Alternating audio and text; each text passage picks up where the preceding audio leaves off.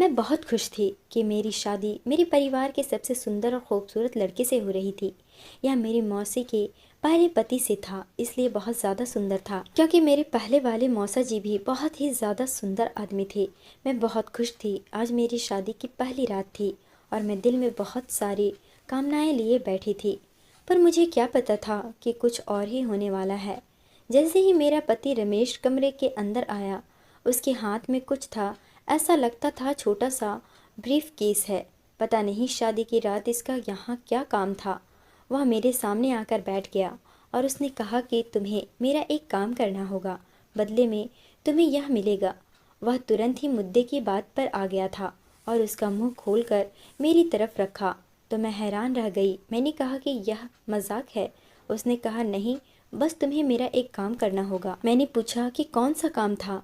उसने मुझसे कहा कि तुम्हें बाहर जाकर चिल्ला चिल्ला कर सबको यह कहना होगा कि मैं नामर्द हूँ, क्योंकि मेरी मौसी को मुझसे बहुत प्रेम था। वह कहती थी कि मैंने इस लड़की को अपने घर की बहू बनाना है, क्योंकि मैं घर के कामकाज में बहुत अच्छी थी। सारे घर को मैंने संभाला हुआ था। मेरे घर में सिर्फ मेरे भाई थे, वह भी मुझसे छोटे थे। उन सभी के काम भी मैं करती और अपनी माँ को बिस्तर पर ही चाय नाश्ता दिया करती थी। उन्हें बिस्तर से नीचे पाँव नहीं रखने देती थी। पूरे ख़ानदान में मेरी कहानियाँ मशहूर थी। फलाना की लड़की ने ऐसे घर को संभाला हुआ है, जहाँ जाएगी घर भर देगी। मेरी मौसी बूढ़ी थी, उनकी बेटियाँ कोई काम नहीं करती थी। उनकी पहले भी शादी हुई थी, उसमें से उनका एक बेटा था और दूसरे पति में से 3 बेटियाँ थीं। पूरा दिन बस तैयार होकर बैठ जाती और कुछ नहीं करती। इसलिए उनको ऐसी बहू चाहिए थी जो घर को संभाले। उनके घर में जाओ तो घर से बू आती थी, जगह जगह कचरा पड़ा होता था। मैं भी कहती थी कि मौसी यह क्या है, तो कहती थी कि मैं क्या करूं, बूढ़ी जान हूँ। जब उन्होंने रिश्ते की बात तो मेरा मन तुरंत मान गया। उसने कहा कि अपनी बहन के घर में बेटी दूंगी तो मुझे क्या मसला होगा, और वैसे भी रमेश तो पहले पति से है, उसकी शादी तो तुम्हारी बेटी के साथ हो सकती है। हमारी शादी की बातें होने लगी। मेरी मौसी बहुत बीमार रहती थी, उन्हें ब्लड प्रेशर का मसला था। जब उनकी कोई बात नहीं मानी जाती या कोई ऐसी बात होती जो उनको पसंद नहीं होती तो उनका ब्लड प्रेशर बढ़ जाता था और वह सीधा अस्पताल पहुंच जाती थी। ऐसा लगता था कि मर जाएगी, लेकिन जैसे ही उनकी बात मान ली जाती वह ठीक हो जाती थी और उनका ब्लड प्रेशर नॉर्मल हो जाता था। रमेश अच्छा लड़का था, उसकी कमाई भी अच्छी थी और मुझे भी पहले से ही पसंद था, इसलिए मैंने भी हाँ कह दी।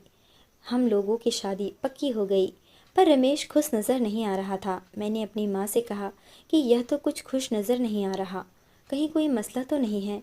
मेरी माँ ने कहा कि ऐसे ही मुंह बना रखा है, उसकी शक्ल ही ऐसी है, तो परेशान ना हो। तेरी तो शादी तो पसंद की जगह पर हो रही है, तो मेरी प्यारी बेटी है। मैंने कहा कि मैं बहुत खुश हूँ। जैसे ही हमारी बात पक्की हुई, मैं अब बहुत खुश रहती थी। अब शादी में 1 हफ्ता रह गया था। दोनों घरों में तैयारियां हो रही थी। मुझे एक अनजाने नंबर से फ़ोन आने लगा। मुझे नहीं पता था कि कौन था। मुझे लगा कि शायद मेरी कोई रिश्तेदार है, क्योंकि शादी वाला घर था तो लोग फ़ोन करके पूछ रहे थे कि शादी कब है, हम कब तक आएंगे। आजकल तो फ़ोन पर ही न्योता दे दिया जाता है। इसलिए मैंने कॉल उठा ली। उस तरफ से कोई लड़की बोल रही थी, लेकिन आवाज़ से ऐसा लग रहा था कि जैसे मुंह में सुपारी डालकर बोल रही है। उसने कहा कि रमेश से शादी ना करना, नहीं तो तुम्हारे साथ बहुत बुरा होगा। मैंने कहा कि कौन हो तुम, कहाँ से बोल रही हो और क्यों ऐसा कह रही हो। उसने कहा कि मैं जो भी हूँ, मैं तुम्हारे फ़ायदे की बात कर रही हूँ। उसने शादी नहीं करना, नहीं तो तुम्हारे साथ बहुत बुरा होगा। मैंने कहा कि मुझे तुम्हारी कोई बात नहीं सुननी है। अगर तुम्हारे पास वाकई कोई सबूत है तो मुझे सबूत दिखाओ, नहीं तो इस तरह की बातें नहीं करो। मुझे पता था कि जब शादी होती है तो कोई ना कोई ऐसी वैसी बात ज़रूर करता है, और हमारे ख़ानदान वाले तो थे ही ऐसे। वह तो किसी को खुश होता हुआ देख ही नहीं सकते थे। जब सामने बैठ जाते थे तो ऐसा लगता था कि एक दूसरे से बड़ा प्रेम है, और पीठ पीछे चुगली करते थे। मुझे इस बात के बारे में अपनी माँ को और पिताजी को बता देना चाहिए था। भाई तो मेरे छोटे थे, पिताजी का ही सहारा था। लेकिन फिर मैंने कहा कि पता नहीं कौन है जो शरारत कर रहा है। यह ना हो कि बात बिगड़ जाए और मेरे पिताजी क्या कर लेंगे। वह वैसे भी बूढ़े हो चुके थे। मेरी शादी हो रही थी, मैं घर में कोई भी मसला नहीं बनाना चाहती थी, इसलिए मैंने किसी को यह बात नहीं बताई। मुझे बार बार उसी नंबर से कॉल आती रही। जब मैंने कॉल नहीं उठाई तो मैसेज आते रहे। मैसेज में भी यही लिखा होता कि रमेश से शादी न करना, वरना वह शादी के पहले दिन ही तुम्हें ऐसा रंग दिखाएगा कि तुम हैरान रह जाओगी। तुम्हारे साथ बहुत बुरा होगा। चीखें मारती हुई कमरे से बाहर निकलोगे। यह जो भी था, यह मुझे शादी से और रमेश से डरा क्यों रहा था। ऐसी ऐसी बातें कर रहा था कि अगर मेरी जगह कोई बेवकूफ़ लड़की होती तो अभी तक ये बात को फैला देती। पर मुझे पता था कि यह जो कोई भी है, यह मेरे फ़ायदे की बात नहीं कर रहा है। हो सकता है रमेश की कोई पुरानी गर्लफ्रेंड हो, लेकिन रमेश तो ऐसा नहीं लगता था। वह तो सबको कहता था कि मैंने कभी किसी लड़की को आंख उठाकर भी नहीं देखा, और मुझे भी ऐसा ही लगता था। हमारे ख़ानदान में चुगली की बहुत आदत थी। अगर ऐसा होता कि रमेश की कोई गर्लफ्रेंड होती तो अब तक यह बात कहीं न कहीं से मुझ तक ज़रूर पहुंच जाती। मेरी शादी हो गई और अब मैं अपने कमरे में बैठी थी। सभी रीति रिवाजों के साथ मेरा स्वागत किया गया। मैं बहुत खुश थी। कुछ लोग शादी में यह भी कह रहे थे कि लड़का बहुत सुंदर है, लेकिन लड़की की रंगत काली है। मौसी ने सबको कहा कि आजकल रंग रूप कौन देखता है, लड़की पढ़ी लिखी है, समझदार है, घर को संभालने वाली है, और फिर यह रंग रूप तो 4 दिन के लिए होता है। जब सारे ख़ानदान वाले देख लेते हैं कि हाँ बड़ी सुंदर बहू लेकर आए हैं, तो उसके बाद सब ससुराल वाले कहते हैं कि अब हमारे लिए कोई खाना बनाओगे, अच्छे अच्छे व्यंजन बनाओ। और तब पता चलता है कि बहू रानी को तो कुछ भी बनाना नहीं आता, वह तो सिर्फ अपने मुंह पर मेकअप ही लगा सकती है। तो फिर घर नर्क बन जाता है। और मेरी मौसी तो पहले ही बूढ़ी हो गई थी। उनकी अपनी बेटियों को भी कुछ नहीं आता था। मुझे मेरी माँ ने कहा था कि तू जा तो रही है, लेकिन वहाँ तुझे बहुत काम करने पड़ेंगे। पर मैं दिल में सोचती थी कि घर में कौन सा आराम करती थी, और इंसान चलता फिरता रहे तो ही अच्छा लगता है। मौसी ने कहा था कि घर की साफ़ सफाई और कपड़े धोने के लिए वह नौकरानी रख लेंगी, लेकिन खाना तो मेरी बहू बनाएगी। अगर खाना बनाने की और रसोई घर संभालने की बात थी तो मुझे इसमें कोई आपत्ति नहीं थी। मैं तो खुश थी, बदले में इतना सुंदर हम सफ़र भी तो मिल रहा था। अब मैं अपने कमरे में बैठी थी, थोड़ी डरी हुई थी। यूँ तो मेरी मौसी का ही घर था, इसलिए मुझे ज़्यादा परेशान होने की ज़रूरत नहीं थी। लेकिन मैं अपने पति रमेश से डरी हुई थी, क्योंकि जब से हमारी शादी की बात पक्की हुई थी तो उसने मुझे एक बार भी फ़ोन नहीं किया।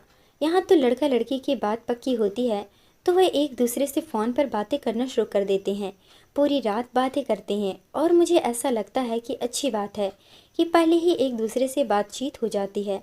शादी तो मेरी आजकल के ज़माने में हुई थी, लेकिन ऐसा लग रहा था कि जैसे 50 साल पुरानी शादी है, क्योंकि अब तक मेरी रमेश से खुलकर बात ही नहीं हुई थी। वह कभी हमारे घर आता था तो बस नमस्ते करके मैं चली जाती थी, और फिर उसके लिए कोई खाने पीने की चीज़ बना देती थी। उसे मेरे हाथ का खाना बहुत पसंद था। खुश तो हो रहा होगा कि अब सारी ज़िंदगी अच्छा खाना खाने को मिलेगा। वह कहते हैं ना कि शादी हमेशा अच्छा खाना बनाने वाली से ही करनी चाहिए, क्योंकि शादी के बाद प्यार तो कम हो सकता है, लेकिन भूख कम नहीं होती। मैं इसी बात पर हंस रही थी जब दरवाजे में हलचल हुई तो मैंने तुरंत घूंघट नीचे कर लिया। मैं समझ गई कि मेरा पति आ गया है। अब वह मेरा पति ही था, और यह सोचकर भी मुझे बहुत अच्छा लग रहा था। उसके हाथ में कोई चीज़ थी, मुझे लगा कि शायद मेरे लिए कोई गिफ्ट लाया है। लेकिन क्या उसे इतनी अकल थी कि नई नवेली दुल्हन के लिए उपहार लाने से प्रेम बढ़ता है। मुंह तो उसने ऐसे बना रखा था जैसे उसकी ज़बरदस्ती शादी हो रही थी। वह मेरे सामने आकर बैठ गया और कहने लगा कि यह तुम्हारा तोहफा है, लेकिन तुम्हें कल मिलेगा, अभी तुम सो जाओ। उसने तो बात शुरू होने से पहले ही ख़त्म कर दी। मेरा घूंघट भी नहीं उठाया। मैंने कहा कि सुनिए जी, घूंघट तो उठा दें। अगर दूल्हा दुल्हन का घूंघट ना उठाए तो अपशगुन होता है। उसने कहा कि ठीक है। उसने घूंघट उठाया, पर मेरी तरफ एक नज़र भी नहीं देखा। कहने लगा कि तुम थक गई होगी, सुबह 4 बजे पूजा के लिए भी उठना है, जल्दी जागना है, तुम जाकर सो जाओ। मेरा दिल तो किया कि मैं पूछूं कि आप मुझसे इतने उखड़े उखड़े क्यों हैं। आज हमारी शादी की रात है। लेकिन फिर मैं भी चुप हो गई, क्योंकि एक दिन की दुल्हन क्या बोलती। हम लड़कियों को लगता है कि सिर्फ लड़कियां ही शर्माती हैं, पर कभी कभी लड़के भी शर्माते हैं। शायद वह भी शर्मा रहा था, इसलिए मैं भी चुपचाप सो गई। सुबह मुझे मेरी मौसी ने जगा दिया। पूजा हुई, पूरा दिन हम लोग व्यस्त रहे। उसके बाद रात हुई तो मेरी मौसी को मैंने बता दिया कि कल तो मैं सो गई थी। आखिर वो मेरी मौसी थी और सासू माँ भी थी, पर पहले तो मेरी मौसी थी। तो वो कहने लगी कि अरे तू तो सो क्यों गई थी, तुझे नींद आ गई थी। मैंने कहा कि नहीं, मुझे नींद नहीं आई, आपके बेटे ने कहा सो जाओ तो मैं सो गई। मेरी मौसी ने अपना सर पकड़ लिया और कहा मैं बात करती हूँ रमेश से। मैंने कहा कि नहीं, आप ऐसे बात नहीं करना, वो गुस्सा हो जाएगा।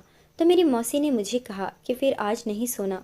वो धीरे से हंस दी। मैंने भी शर्म से चेहरा झुका लिया और मैं आज सोने के मूड में भी नहीं थी, बल्कि आज तो हम लोगों के पास ज़्यादा वक्त था।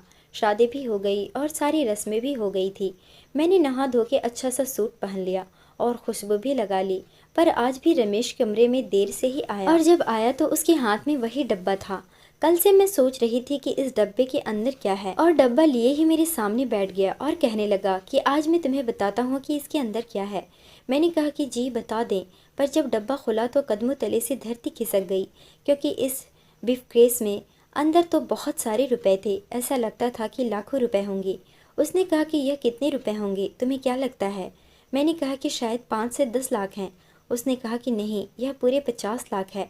इससे पहले कि मैं कुछ भी बोलती, जाहिर है मेरे दिल में तो हज़ारों सवाल थे।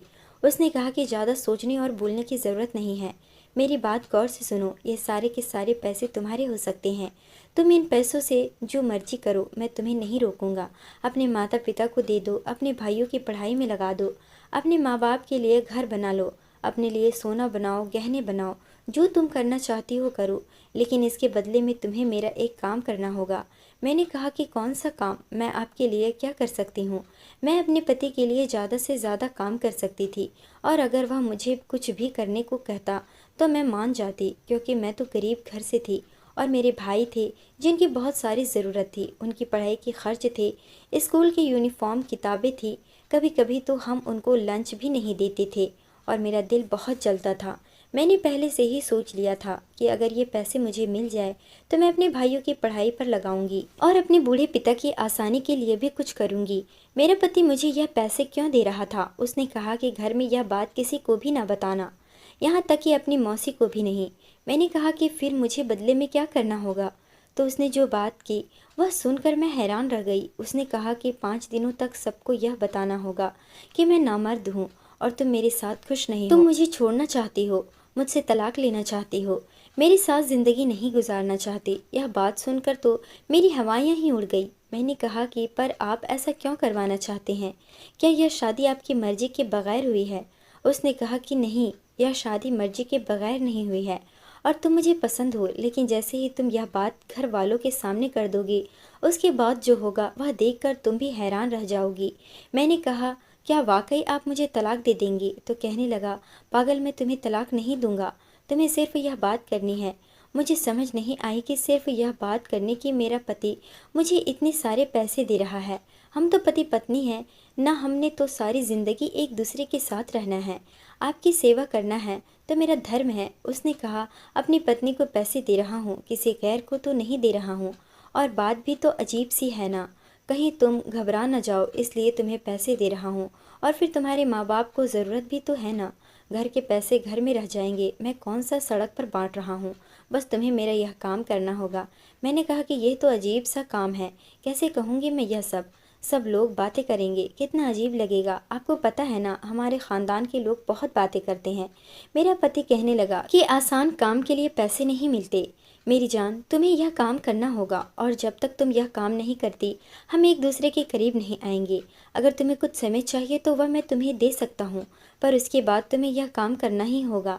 और यह पैसे भी तुम अपने पास ही रख लो। तुम्हारे दिल में अगर कोई भी सवाल आए, कोई भी, तो तुम इन पैसों में से थोड़े पैसे खर्च करना, तुम्हारा दिल खुश हो जाएगा। फिर तुम्हें पता चलेगा कि यह काम तो बहुत आसान है। मैंने कहा, ठीक है, मुझे 5 दिन का समय दो, मैं उसके बाद आपका यह काम कर दूंगी। मेरे पति ने कहा, हाँ बिल्कुल ठीक है, मुझे कोई आपत्ति नहीं है। चलो अब तुम सो जाओ, यह पैसे भी उठाकर संभाल कर रखो, लेकिन अब इनकी हिफाजत करना भी तुम्हारी जिम्मेदारी है।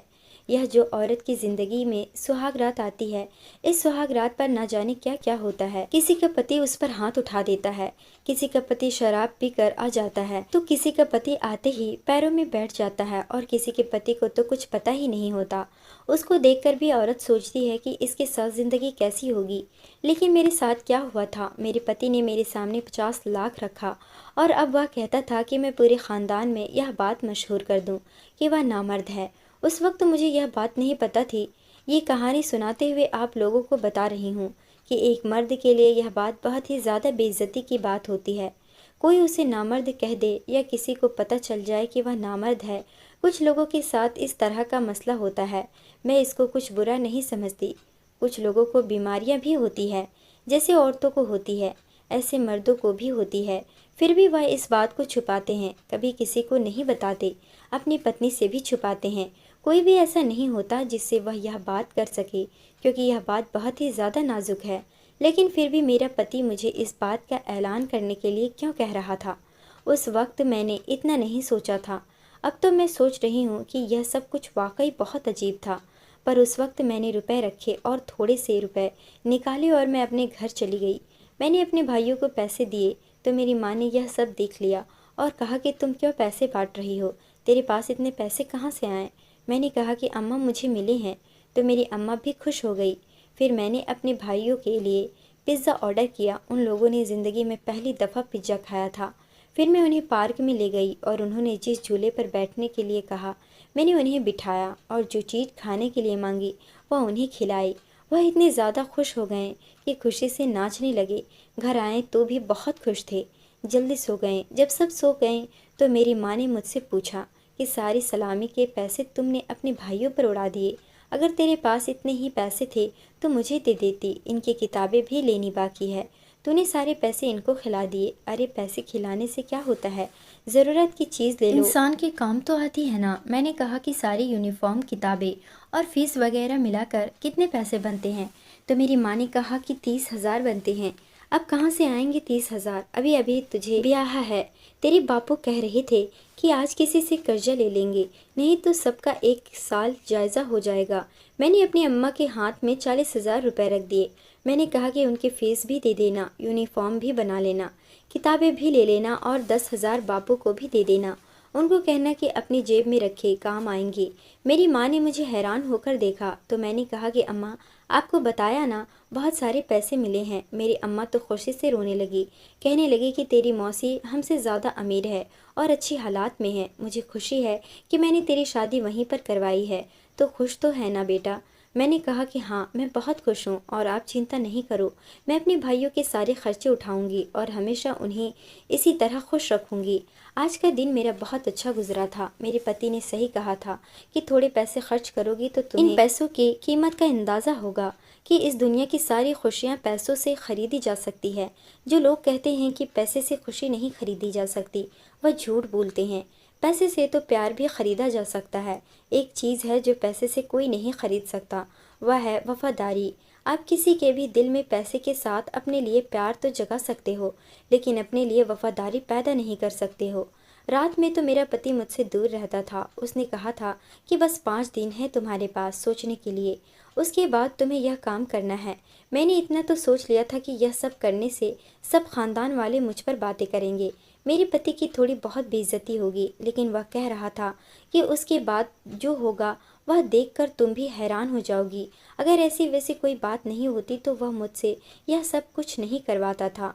हो सकता है उसके दिमाग में कोई ऐसी बात हो जो अभी मुझे ना बता सकता हो, लेकिन बाद में सारी चीज़ें ठीक हो जाए और मैं भी कहूँ कि जो उसने करवाया है वह बिल्कुल ठीक करवाया है। बस यही सोचकर मैंने 5 दिन गुजार लिए। मैं अपने पति से प्रेम करती थी, इसलिए उससे दूर रहना मेरे लिए बहुत मुश्किल हो गया था। जब वह मुझसे दूर था तब भी मुझे उसकी बहुत याद आती थी। मैं कहती रहती थी कि किसी तरह मेरी शादी हो जाए। अब तो शादी हो गई थी, एक ही कमरे में रहते थे, फिर भी दूर दूर रहते थे। यह मेरे लिए बहुत बड़ी सज़ा थी, पर जो समय उसने मुझे दिया और मैंने मांगा था वह ख़त्म हो गया था। मुझे यह काम करना था और उसके बाद सब कुछ ठीक हो जाता। मैंने पैसों में से और भी बहुत ज़्यादा पैसे खर्च किए थे।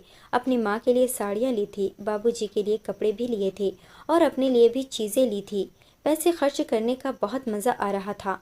पता है कि इतने पैसे हैं, ये ख़त्म ही नहीं होने, और फिर खर्च करो तो एक अलग तरह का ही मज़ा आता है। ऐसा मज़ा मुझे ज़िंदगी में कभी नहीं आया। पति ने मुझे कह दिया कि आज तुमने जो समय मांगा था वह ख़त्म हो गया है, तुम्हें पता है ना तुमने क्या करना है? मैंने कहा कि हाँ, लेकिन मुसीबत यह थी कि इस बीच मैंने अपनी मौसी को कहा था कि सब कुछ ठीक है। उन्होंने मुझसे पूछा था कि रमेश तुम्हारे साथ अच्छे से रहता है ना, और मैंने कहा था कि जी सब ठीक है। अब वह कहेंगे कि पहले तुम झूठ बोल रही थी। मुझे रमेश ने कहा था कि बस तुम इतना बोल देना, बाकी मैं संभाल लूँगा। लेकिन उसके बाद क्या होने वाला था, मैं भी उत्सुक थी कि ऐसा करने के बाद क्या हो सकता है। रमेश सुबह से गायब था। उसने कहा कि जब तुम रात को बाहर सभी के सामने यह बातें करोगी तो मैं तब तक आ जाऊंगा।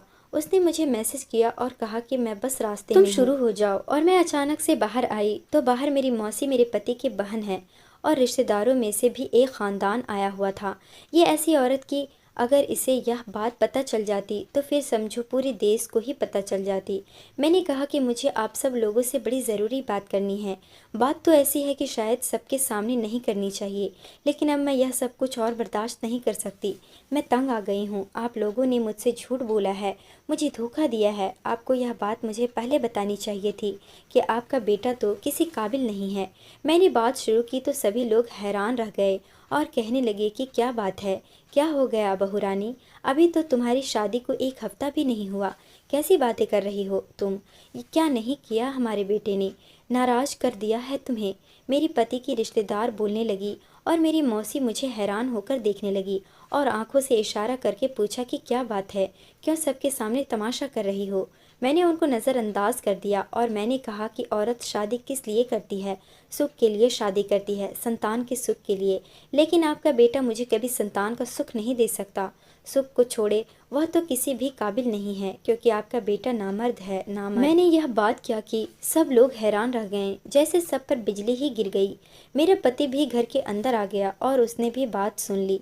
मेरी मौसी परेशान हो गई और कहने लगी कि रमेश देखिए कैसी बातें कर रही है, अगर तू लोगों का कोई आपसे झगड़ा है तो उसे कमरे में बैठकर ख़त्म करो। क्या कहा है तुमने उसको। मैंने कहा कि मौसी आपसे झगड़ा ख़त्म होगा ना जब हम लोगों ने साथ रहना होगा। मैं ऐसे पति के साथ नहीं रहना चाहती हूँ, यह तो किसी भी काबिल नहीं है। आपको मेरी बात समझ नहीं आ रही क्या। मैं आपको ज़्यादा खुलकर बताऊँ तो मेरी मौसी तो हैरान ही रह गई और कहने लगी कि ये क्या बोल रही हो तुम। रमेश कुछ नहीं बोल रहा था, मुझे लगता था बस मेरा काम हो गया, मुझे इतना ही कहना था। लेकिन जो रमेश ने किया वह देखकर तो मेरी जान ही निकल गई। उसने कहा कि मैं आप लोगों को बताता हूँ कि सच्चाई क्या है। यह मेरे साथ रहना ही नहीं चाहती है क्योंकि इसका पहले से ही किसी और के साथ ताल्लुक है, और ऐसा वैसा नहीं, ये जो रोज़ घर से निकल जाती है उसी के पास जाती है। जब मुझे इसके बारे में पता चल गया और मैंने कहा कि मैं यह बात सबको बता दूंगा तो उसने कहा कि मैं भी झूठ बोलकर सबको बता दूंगी कि तुम नामर्द हो और मैं तुम्हारे साथ नहीं रहना चाहती हूँ। मेरे पास सबूत भी है। रमेश ने कहा कि मैं आपको सबूत दिखाता हूँ। इसने मुझे कहा था कि मैं तुम्हारे साथ नहीं रहूँगी जब तक तुम मुझे बहुत सारे पैसे लेकर नहीं दोगे। मैंने सोचा कि मेरे घर परिवार की इज्जत का सवाल है, मेरी माँ बहुत दुखी होगी कि उनको उनके अपनी ही रिश्तेदार ने इतना बड़ा दुख दिया है, इसलिए मैंने कहीं से कर्जा उठा के इसे बहुत सारे पैसे दिए। यह देखें, यह देखें, यह पैसे मैं इसी के लिए लेकर आया था। मैंने कहा कि बस तुम घर में रहो, बेशक पैसे खर्च करो, घर का कोई काम नहीं करो, लेकिन मेरी माँ को दुख नहीं देना। मेरी माँ बड़ी बीमार है, परेशान हो जाएगी।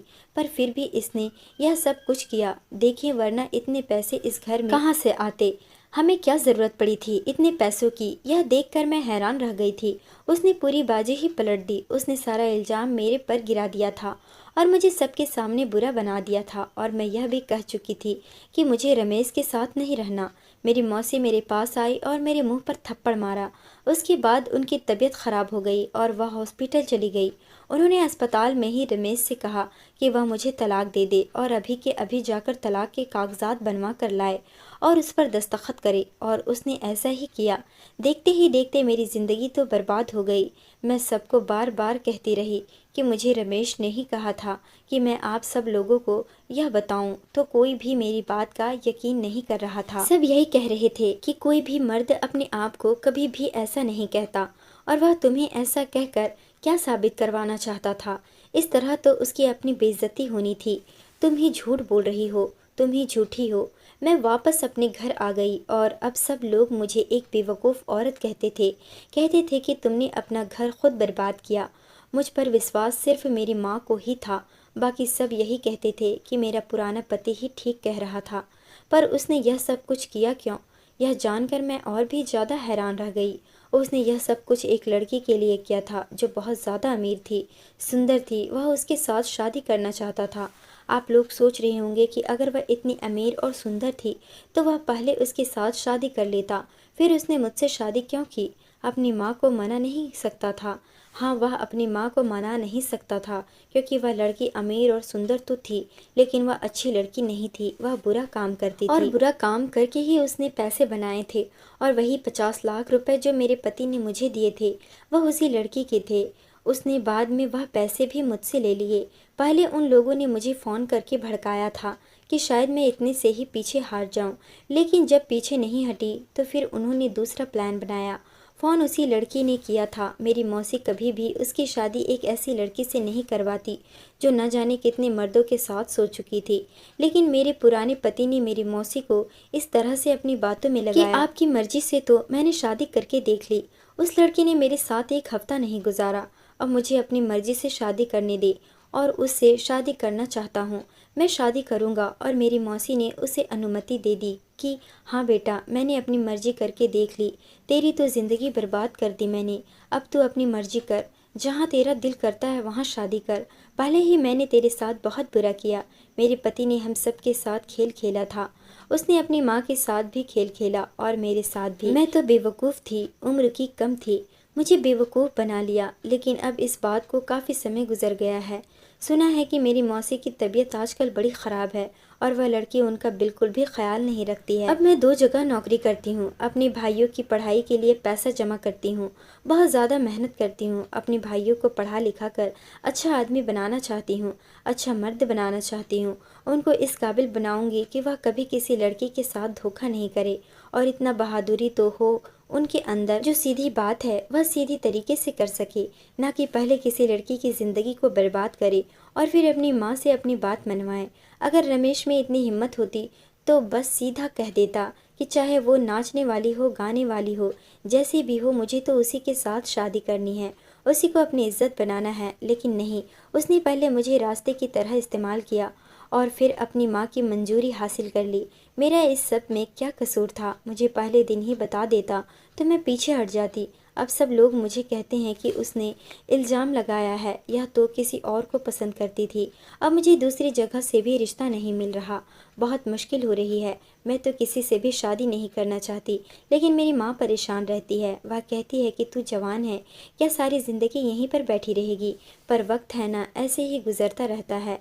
अभी भी वक्त गुजर रहा है। रोज़ मेरी माँ कहती कि तेरे लिए कोई रिश्ता देखना है, लेकिन रोज़ दिन गुजर जाता है और वक्त गुजर ही रहा है। आप लोग बताओ, मेरे साथ जो इतना बुरा हुआ, क्या इसमें मेरी गलती थी? और उन लोगों का क्या उन्हें सज़ा नहीं मिलेगी? क्या किसी का दिल दुखाना, किसी और की मासूमियत से फ़ायदा उठाना और उसको इस्तेमाल कर लेना, क्या इतना आसान होता है? दोस्तों, अब आप ही बताएं कि क्या मैं अपने पति को माफ़ कर दूं या फिर उसके खिलाफ कोई सबूत ढूंढकर उसे सबके सामने बदनाम कर दूं।